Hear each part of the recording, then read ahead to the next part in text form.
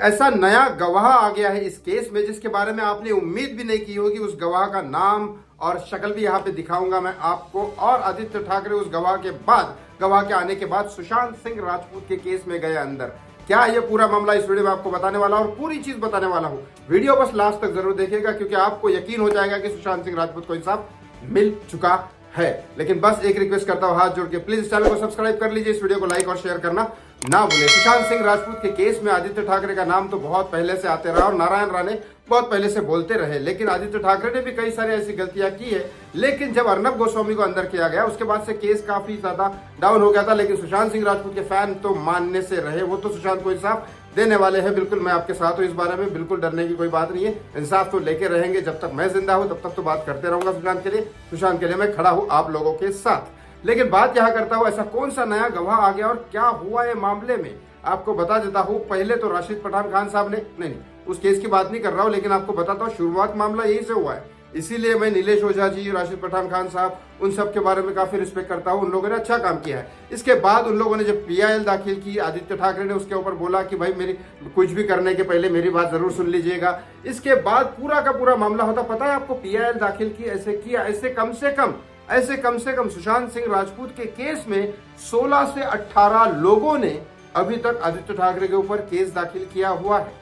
News media में कोई news नहीं आती, कुछ नहीं आती, लेकिन आदित्य ठाकरे ने जब ये बात चालू की, बोला, तब न्यूज मीडिया में न्यूज आई। तब आदित्य ठाकरे ने बोला तब न्यूज मीडिया में न्यूज आई, तब, क्योंकि तब तक तो यूट्यूब पे हम मेरे जैसे लोग और कुछ लोग बोल रहे थे, उसके अलावा कोई नहीं बोल रही थी। लेकिन जब आदित्य ठाकरे ने कोर्ट में बोला तब जाके ये बात और फैल गई और नीतीश राणे को बोलने का मौका मिला। नीतीश राणे ने बात बोली, लेकिन आदित्य ठाकरे का ये बात तो भाई ये बात मैं आपको माननी पड़ेगी, अगर मैंने गुनाह ही नहीं किया तो मैं कोर्ट में अपील करूंगा ही क्यों।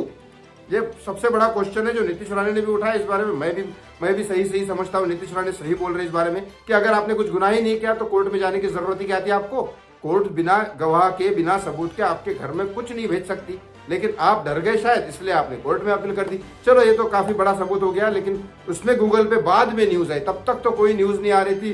नेशनल मीडिया तो छोड़ो, डिजिटल मीडिया में भी नहीं आ रही थी। लेकिन वो मीडिया में आने के बाद आदित्य ठाकरे को इतनी बुरी तरीके से ट्रीटमेंट हुई है उनके करीबी के द्वारा, मतलब उनके परिवार के सदस्य के द्वारा, कि बेटे कुछ मत करना, अभी चुपचाप बैठा रहे। वैसे ही सुशांत सिंह राजपूत के केस में आपको बता दूं, 2 बॉडीगार्ड आदित्य ठाकरे को पर्सनली दिए गए हैं उनकी रिस्पेक्टेड माता जी की तरफ से कि ये लड़का रात को 11 बजे घर आना चाहिए। अगर ये प्रचार के लिए कहीं जाता है नासिक, औरंगाबाद, नागपुर, पुणे या भी फिलहाल तो केदारनाथ से आए वापस, लेकिन ये रात को 11 बजे इनके गेस्ट हाउस में या इनके बंगलों में रात को घर पे आना चाहिए। और बंगलों के घर के बाहर तुम दोनों तैनात रहोगे, ये कहीं नहीं जाएगा। फुल रेस्ट्रिक्शन चल रहा है, क्यों लगाया वो तो मुझे नहीं पता, लेकिन चलो माँ है उनकी फिक्र करेगी जरूर। लेकिन इसके बाद आदित्य ठाकरे के लिए ऐसा कौन सा गवाह आ गया और ये उन्हीं के अंदर से आ गया, बताता हूँ वो गवाह क्या। और उस गवाह के बाद सीधा CBI की एक्शन आ गई है कि अब भाई साहब अंदर करना पड़ेगा, और अंदर गए। क्या है पूरा मामला बताता हूँ। एक्चुअली क्या हुआ है, इन्होंने अपने ही लोगों को ये संभाल नहीं पाते। सबसे बड़ी प्रॉब्लम होती है, जो करप्ट नेता होते हैं वो लोग अपने रिश्वत खाने के लिए अपने ही लोगों का इस्तेमाल करते हैं, और जब वो अपने ही लोग फंस जाते हैं तो उनको निकालते नहीं है। ये सबसे बड़े बेईमान आदमी की कहते हैं, क्योंकि बेईमानी में भी ईमानदारी जो रखते हैं वो कम से कम जिंदा तो रहते हैं, भले जेल में क्यों ना हो।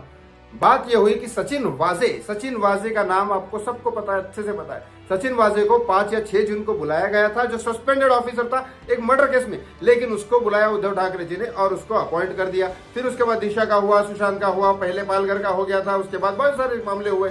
एंटेलिया केस, अंबानी के घर के सामने जिलेटिन रखने की औकात किसकी है भैया, कैसा कर दिया आपने काम। लेकिन उसके बाद भी सचिन वाजे बाहर था, सरकार बदली, सचिन वाजे अंदर, अनिल देशमुख अंदर, परमवीर सिंह अंदर जाने वाले थे, बाहर आए। सचिन वाजे को बेल इसी बात पे मिली है, सचिन वाजे को बेल मिली है और इसी बात पे मिली है कि तू गवाह बन, और वो गवाह बन चुका है। अब आदित्य ठाकरे के ऊपर शिकंजा कस गया है, अब जल्द ही जाएंगे अंदर। अब खबर मैं आपको देने को बहुत उत्सुक हूं, लेकिन जब जाएंगे तभी बताऊं, उससे पहले तो नहीं बता सकता।